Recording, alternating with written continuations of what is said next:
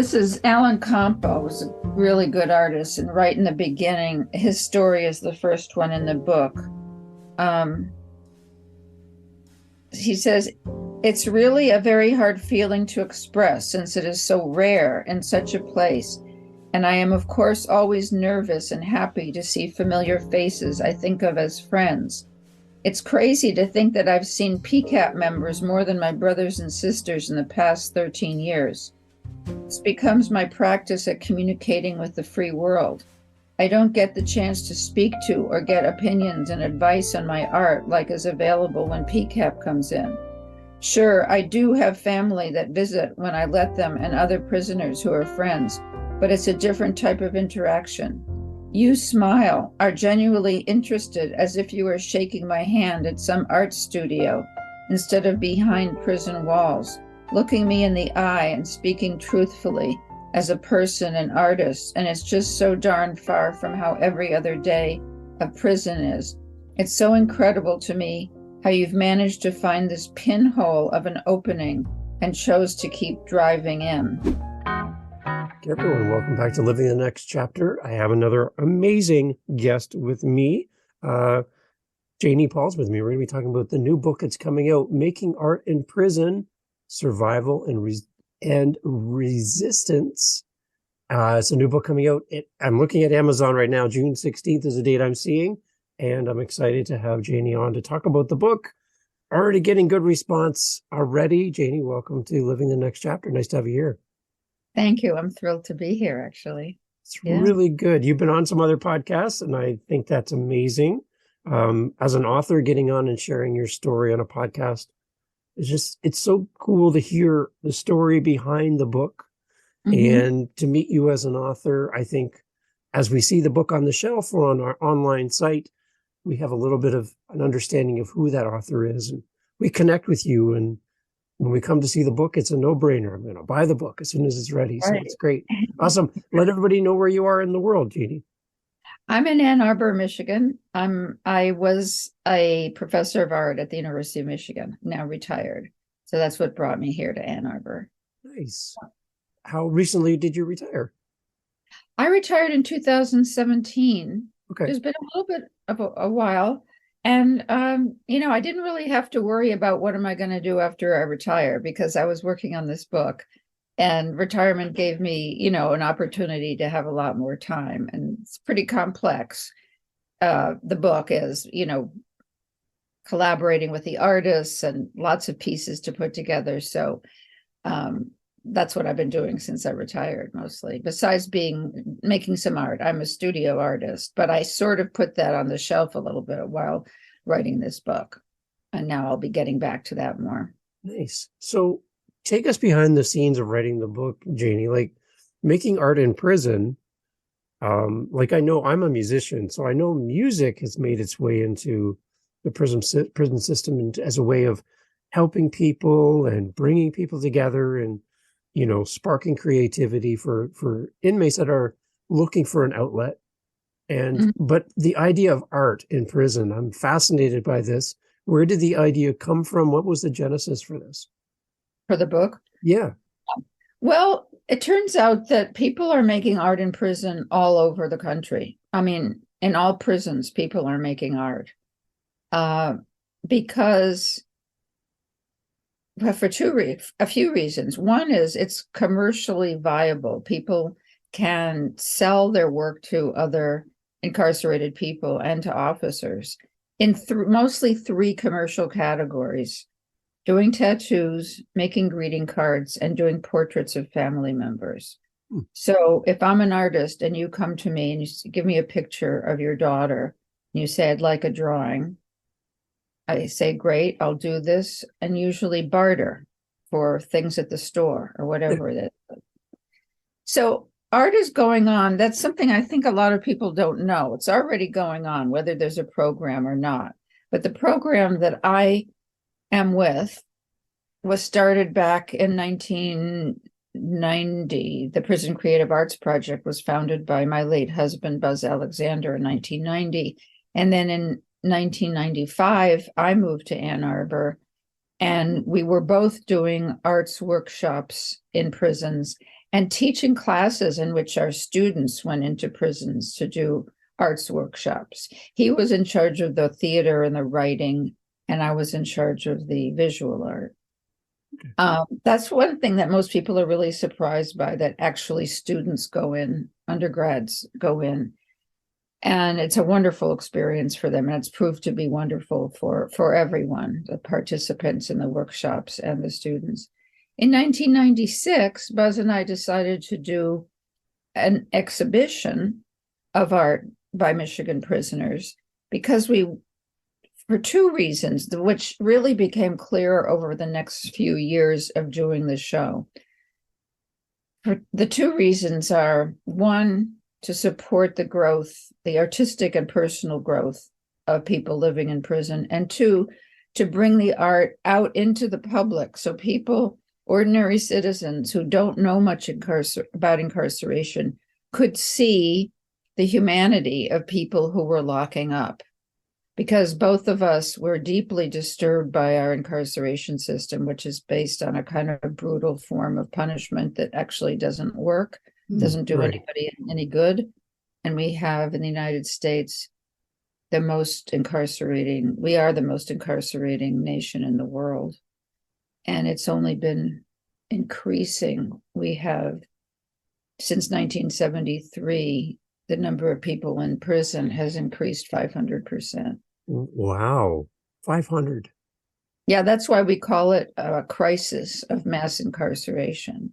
More and more people being locked up for violent and for nonviolent crimes. And other, Western industrialized nations don't have this, and they have lower crime rates than we do. So yeah, I mean, if you want, I can talk about the reasons for that, but that's a sort of a sidebar. But I do want people to know that we have a system that not only doesn't work, but is brutal and humiliating and degrading for people. Yeah. And it doesn't help them once they get out.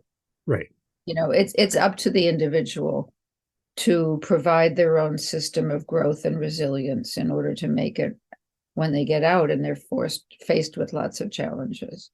So we feel that the book is called Survival and Resistance because art making is both about just surviving in the prison, but also it's a form of resistance to the prison system just by making art.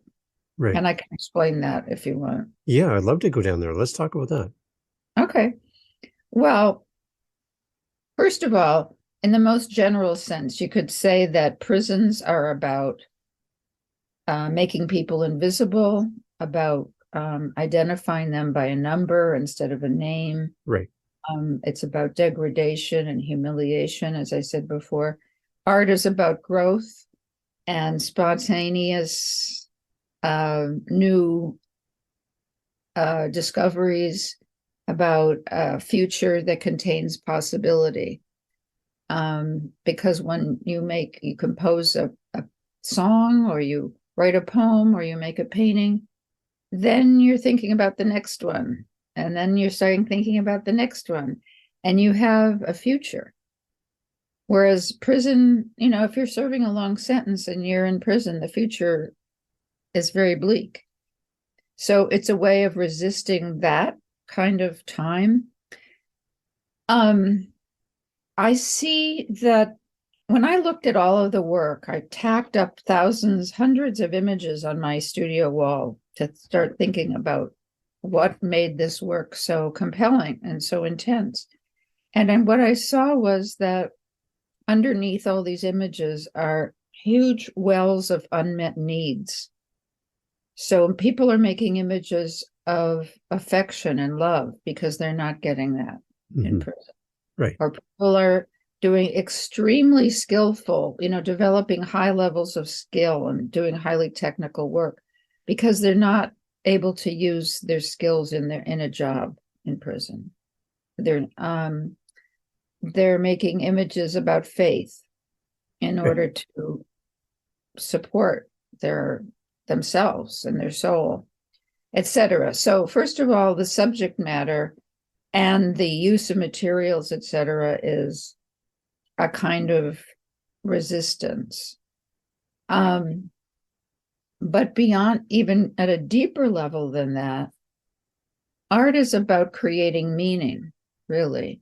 It's about whether that can be articulated or not. You know, you can look at an abstract painting that's beautiful and you can't say, oh, it's a picture of a mother holding a child, so it's about love. But it has a meaning that resonates with you in a nonverbal way. Yeah. And the artist, in resolving the painting or the sculpture or whatever it is, has a sense of self. I made this.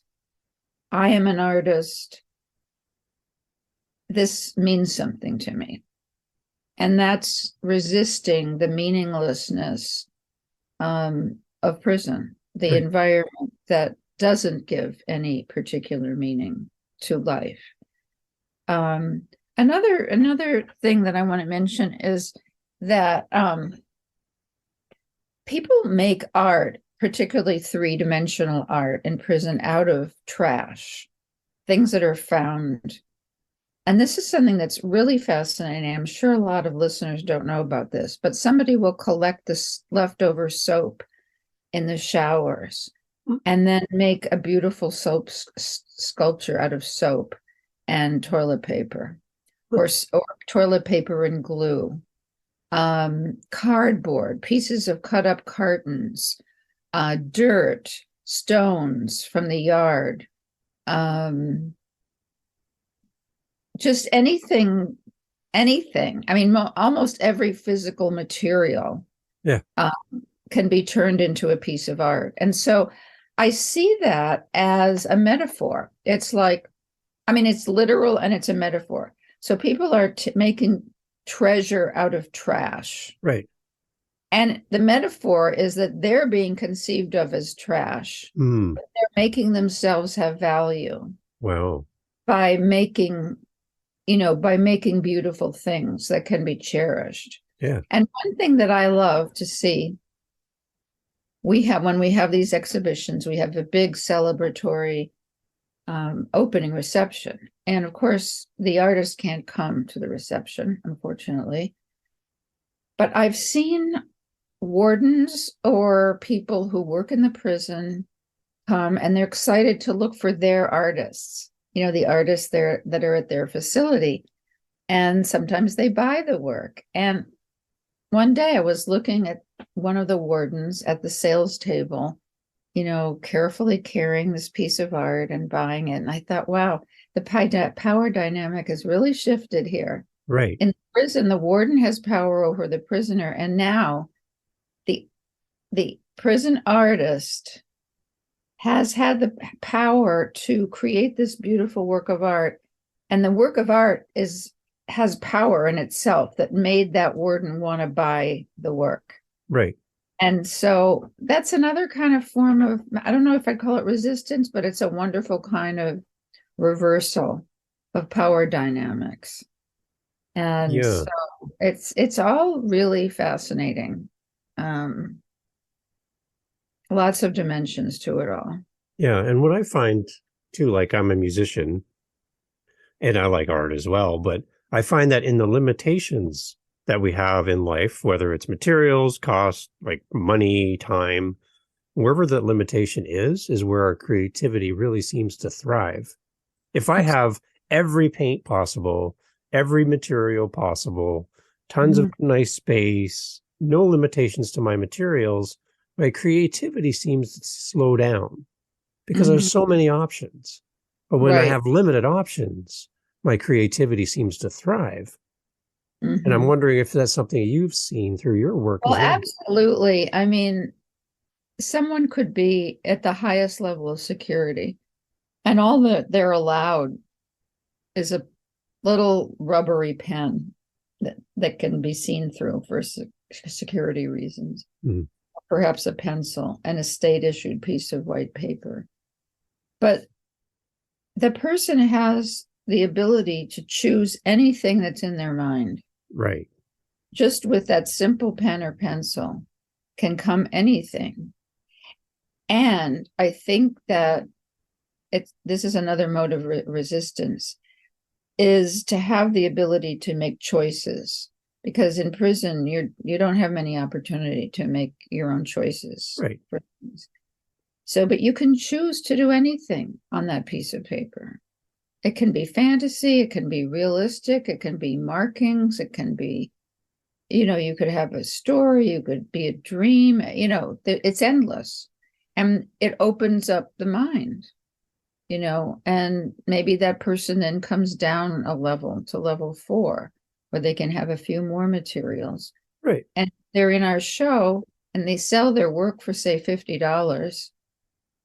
Then they can buy a packet of colored pencils. Yeah.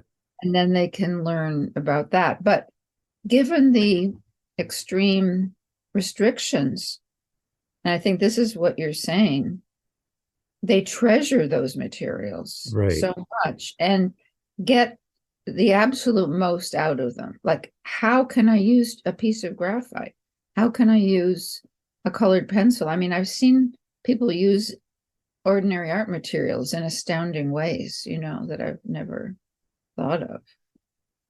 So let's talk a little bit about the practicalities of showing up at our local institution, and you have all these materials. You want to come in and work with these people and helping them. What are some of the things that you've had to deal with when approaching and getting something like this in a prison to help inmates and to work with the community? What kind of things did you have to kind of navigate in the early days? Oh, first of all, we don't bring in materials. They have to provide, the artists have to provide their own materials. So just to straighten that out, we're not allowed to for security reasons. Okay, that makes sense. They're very restrictive in terms of what can come in and out.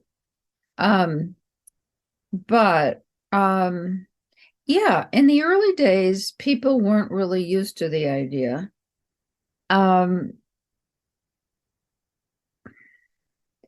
Mostly the Department of Corrections in Michigan has been very supportive of our projects.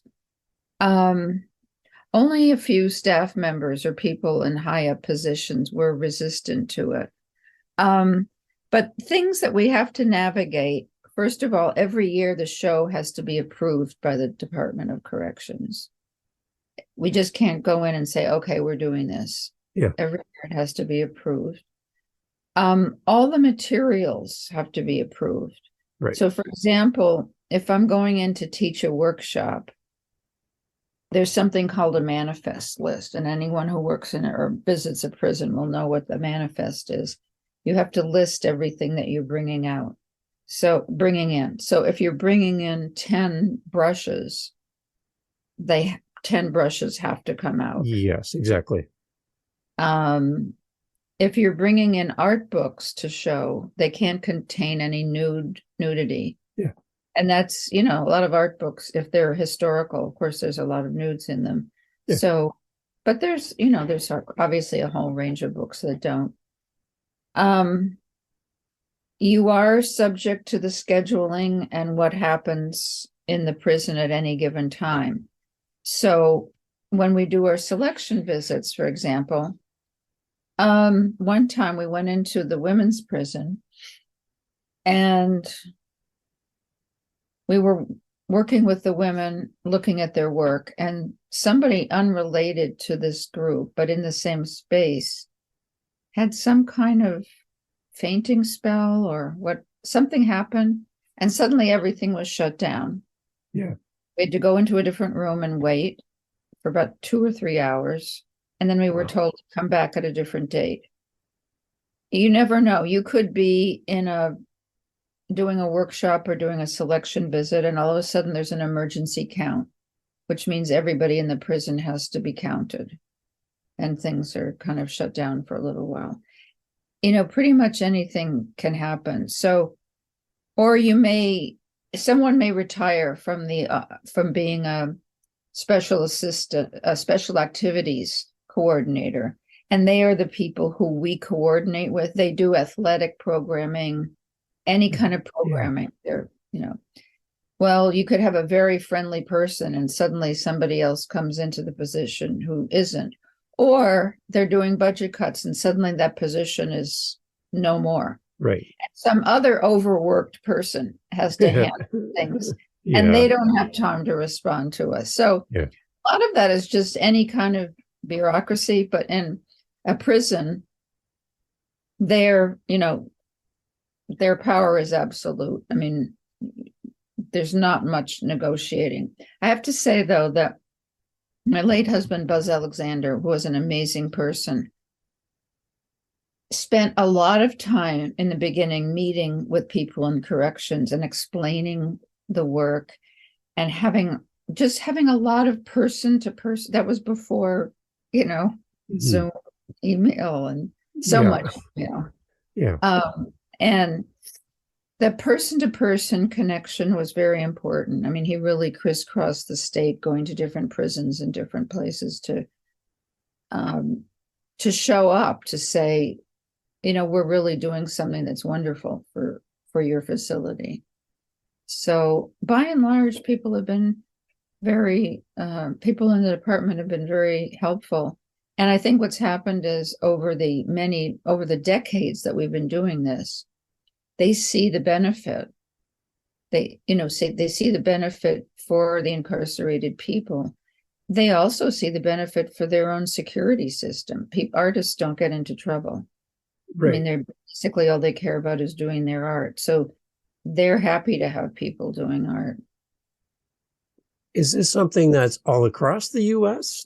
Or is it in certain states? Can you talk a little bit about that as well? Actually, it is all across the United States. Okay. I don't think there's something exactly like our program, which I think is unique for the length of time we've been doing it and the kind of construction of our project, which is that it's not only an exhibition, but it's a kind of pedagogical project where we meet with the artists, we talk with them, we give them feedback. We're really involved in their growth. And we have extensive ways of making them feel part of what we're doing. We make a video of each work in the show and shots of the opening reception. And that's edited and sent to all of the prisons where the artists watch it.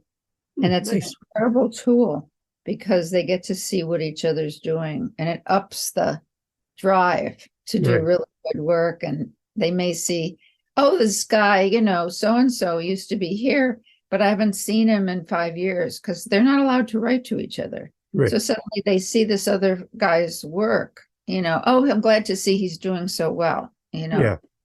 Anyway, that's all to say, I think our project is pretty unique, but there are wonderful programs going on actually in every state in the country. Good. There's a coalition called the Justice Arts Coalition, which brings together online all of those projects.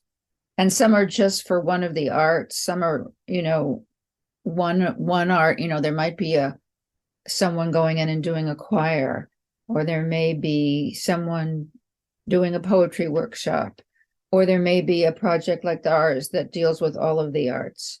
But there are artists, individual artists and arts organizations all over the country that are going into prisons. It's really grown over the last few decades until there was really a need to have this coalition to bring things together, and people are very active in the coalition. So if anyone is interested in any state, they could look up that, Justice Arts Coalition and go to their state and see what's happening. Also, the way we started, Buzz, my husband, started this before I came to Michigan, but he just, he was contacted by somebody who wanted to do a theater workshop in the prison, and that's how he got going. But after that, he would just contact prisons. He would contact a good liaison, like maybe the special acts coordinator, or perhaps the warden, and just say, I'm a professor at the University of Michigan. I'd love to offer a writing workshop. Don't have to be a professor. It could be just, I'm a writer. I would love to offer, individuals and groups can approach prison facilities. Yeah.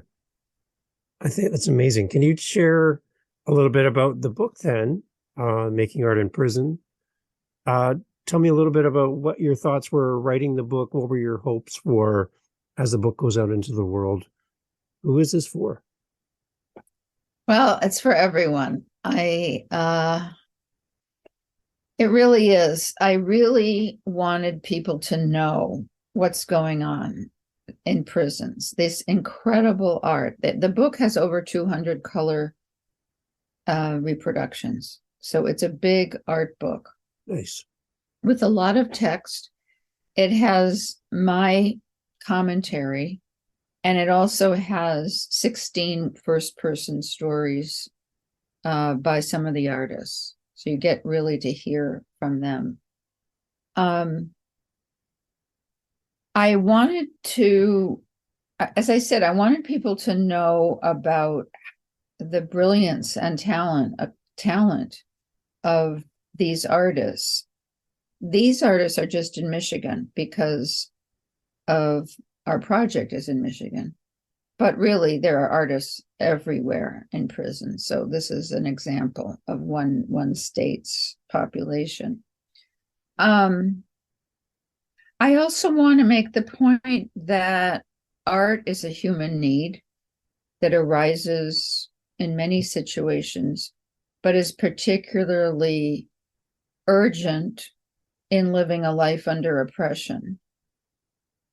And I think when you get to the end of the book and you've seen the work, or even maybe before getting to the end of the book, you see or you feel, you may not be able to articulate it, but the depth of feeling and expression that you see in the work, you identify, because all of those things that they are expressing about love, about isolation, about fear, are things that we all feel.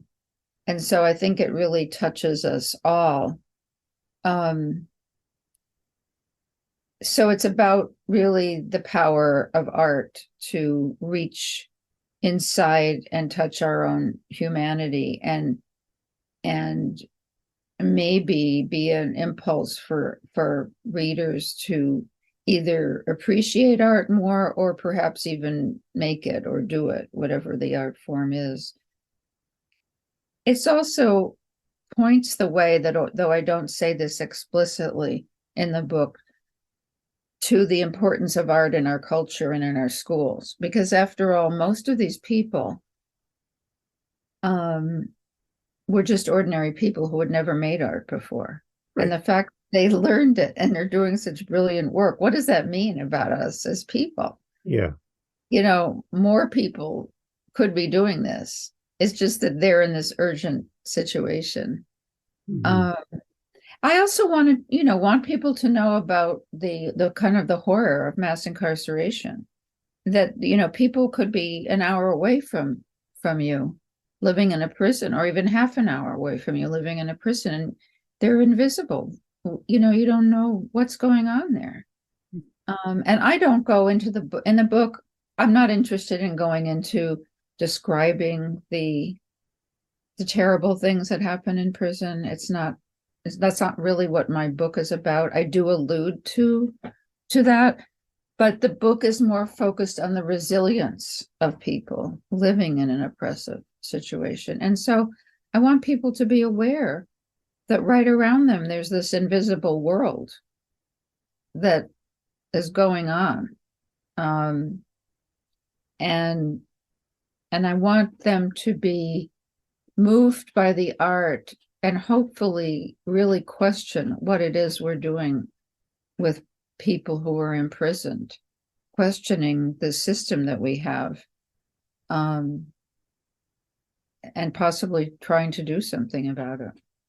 That whole thing about being out of sight and out of mind, right? Then you're not thinking about these people and the loss of humanity in all of this as well, right?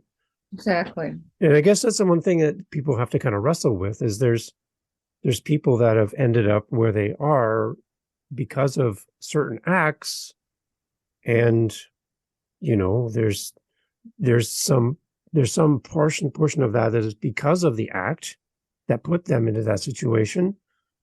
There's but there's different levels of people that are incarcerated. There's, and I just kind of struggle with a little bit, I think, where people just think that because you've made a mistake or something's happened in your life to put you in this situation, that it's deserved. And I don't Right. know, that's a thing to wrestle with, right? It Because is. It is. I just feel they're still human beings. That's Right. what I'm glad you brought that up, because I do think that a lot of people listening might be thinking that. People do. I mean, it's natural to think, well, this person committed a crime. Shouldn't they be, this person killed someone, Yeah. or they robbed my nephew, or, Yeah. whatever. They raped somebody. Well, that's true. And we should deal with that. That should be dealt with. It shouldn't go unanswered. Right. But I do believe that there are better ways to deal with it than extreme punishment.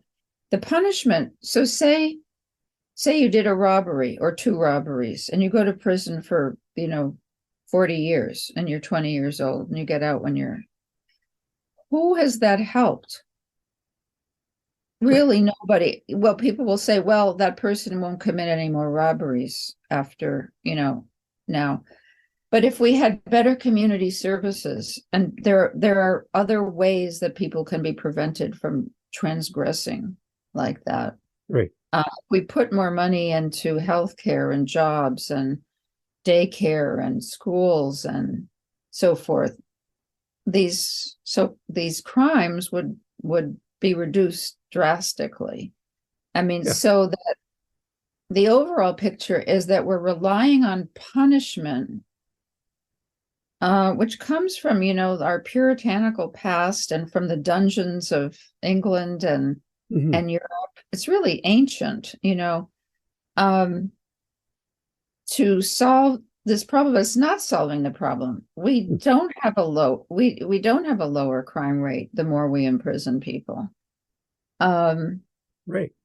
And also people should know that people who commit murder have the lowest recidivism rate. That means the rate at which people return to prison. So if you go to prison because you killed someone, and you get out, you're much less likely to go back to prison than someone who was in prison for drugs or for robbery. Yeah. Because those people have really had to come to terms with what they did. Now, I do believe that there's certain psychopaths and really devastatingly horrible people that need to be put away from society. But my feeling is, it's similar to my feeling about the death penalty, which is just, I don't believe in killing people. And you could say, well, would you kill so-and-so, the worst person you can think of? No, because I don't believe that people should kill people. Similarly, I don't believe that we should treat people like animals, which is what, people who are in the deepest level of security have no human contact. They have terrible food. They leave lights on all the time. I mean, they're really being tortured. Yeah. So I believe that it decreases our humanity as a culture to treat human beings like animals and not like human beings. So even if someone has to be locked away because they would be a danger to society, we should still treat them as a human being, because that's just what we need to do to preserve civilization as a group of humans. Talk a little bit about the volunteers and the people that bring art into the prison and work alongside these amazing artists. What does it do for them as they go back to their cars in the parking lot and go home to their homes? What are they saying about their interactions and by bringing art into this community? What does it do for them? It has a huge impact on all of us, students, volunteers, curators. Every time one of us leaves the prison, we feel a great sense of satisfaction and intensity of being alive. At the same time, we feel incredibly sad and angry that we're leaving and they're not. Right. So it's this real mix of feelings. I'm glad you mentioned that. What is it like to leave the prison? Working inside in workshops or on selection visits is a very heightened, intense experience, because you don't have that long in this situation, and you want to cut to the chase, Yeah. And so incarcerated people tend to do that. They can't stand dishonesty or people who aren't authentic. Wow. You have to be totally honest. Like, if there's a group of students going in to do a workshop, and one of them is very skilled and another one isn't, that person should say, look, I don't know much about drawing. I'm here to help. I want to work with you.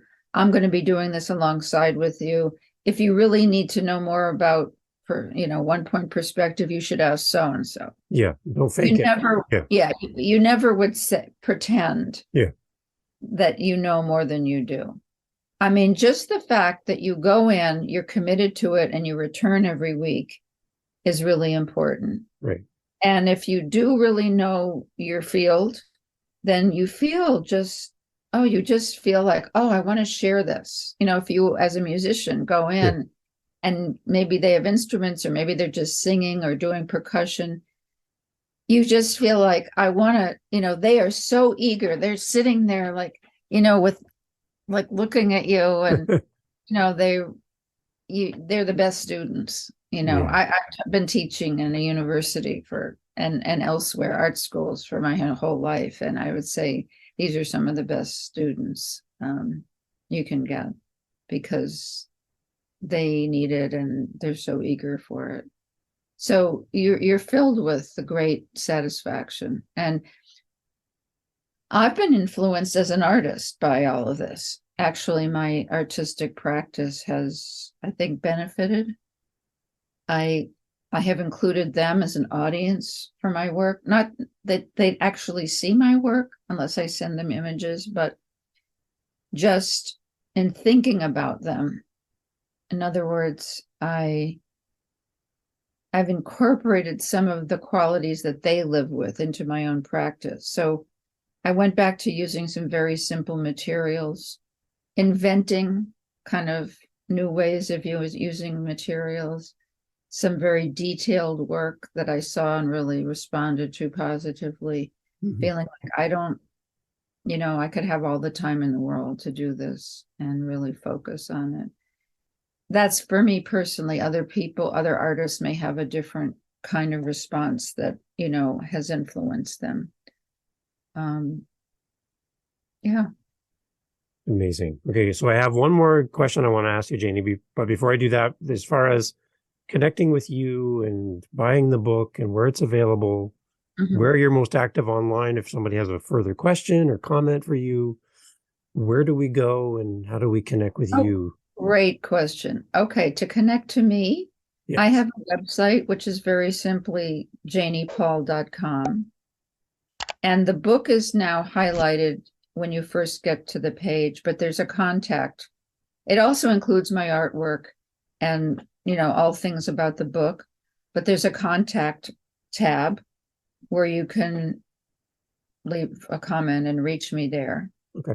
So that's one thing. Then the publisher is Hat and Beard. Okay. Hat as in on your head and beard on your face. Hat and Beard Press. And it's actually great to order the book from the publisher. It's a small press that is very dedicated to unusual books like mine. And I like to support them because they're doing great work, and they get more money if the book is ordered from them. But the book can be ordered from Amazon and I think Barnes and Noble and a couple of other places. Okay. The book release is officially June 16th, but it can be pre-ordered now. And if you want to find out any more about the organization I'm with, the Prison Creative Arts Project, you can go to that website, which I can't remember the address, but just Googling Prison Creative Arts Project. Okay. Known as PCAP, PCAP. And then we have on the website a tab for exhibitions, and there you can see all the work from the last few years. We didn't put all the work up digitally until I think 2019 or 20. So that's even more work to look at. The work in my book is kind of a selection of some of the best work, over decades, but you can see more there. Awesome. That covers it. Is there anything? No, that, and we'll make sure we have links in the show notes for all of that as well, Right. so you can go straight to that. So my last question, Jane, before we go, we talked about what it feels like for the volunteers and the people helping and bringing art into the prison system. Just before we go, talk a little bit from your experience. What is it like for somebody from within the prison system who comes into these classes and the humanity displayed back to them? What does it mean to them? Do you have any example that you can share as we close of feedback you've heard directly from someone in the prison system that meant something to you personally? Yeah, maybe I could read something from the book, actually. Oh, good. That's even better. I love that. Let me just see. My mind is going to the introduction. Okay, here's one of the artists said this. To be frank, without the PCAP program in my life, I would truly have been a lost soul in a sea of wasted lives. It was a godsend to wash up on the shores of this program, and I am grateful every day for the chance to be. I can only think of the soliloquy, to be or not to be. That is the question. With the option of this program, I chose to be, and indeed I am. Wow. Yeah. Wow. I'm going to try to quickly find something else.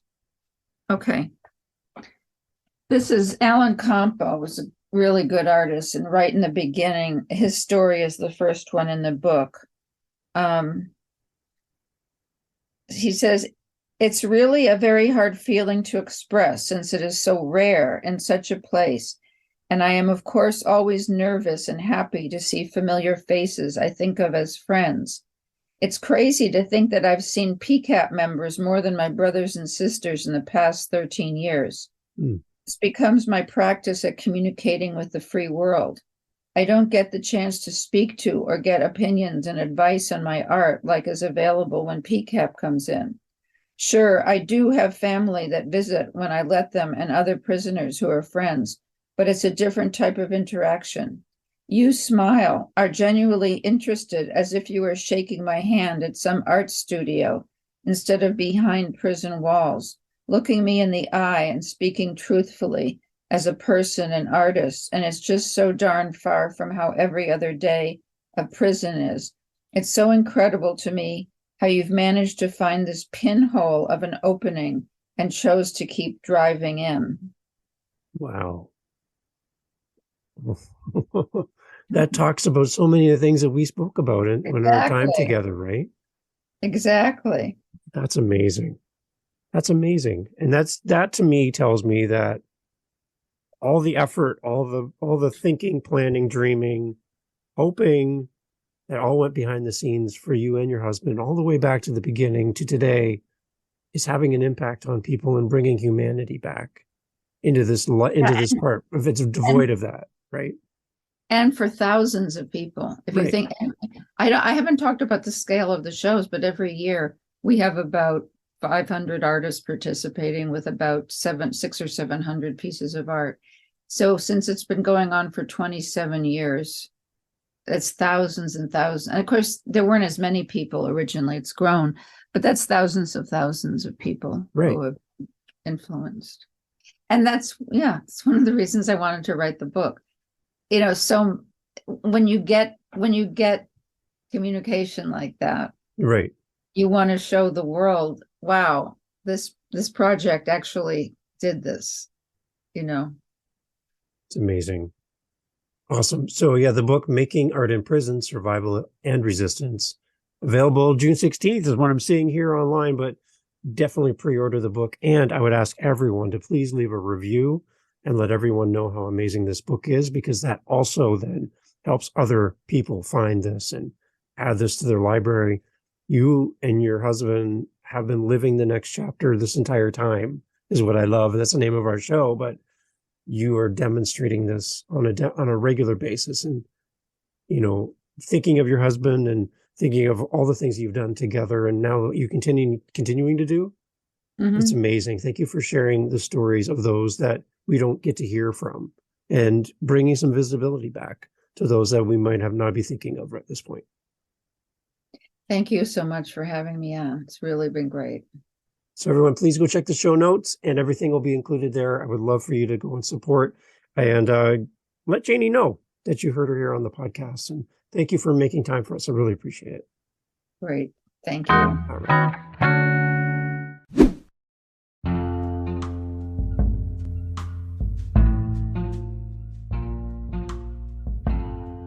Thank you for subscribing and following.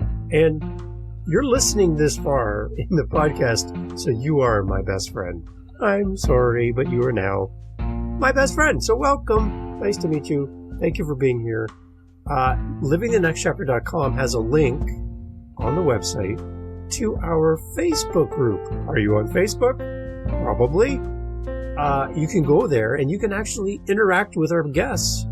You can talk to them. You can hear more about their journey, about their books. You can speak to them directly. You don't need me. You can come right over to LivingTheNextChapter.com, click on our Facebook link to our community. You can talk to other listeners of the podcast from around the world who are on Facebook. And, again, speak with our guests. Don't you want to speak to the guests you just heard from? Yeah, you can do that on Living the Next Chapter. Go over there. There's links to our Facebook group, and you're welcome to join. Thanks for listening.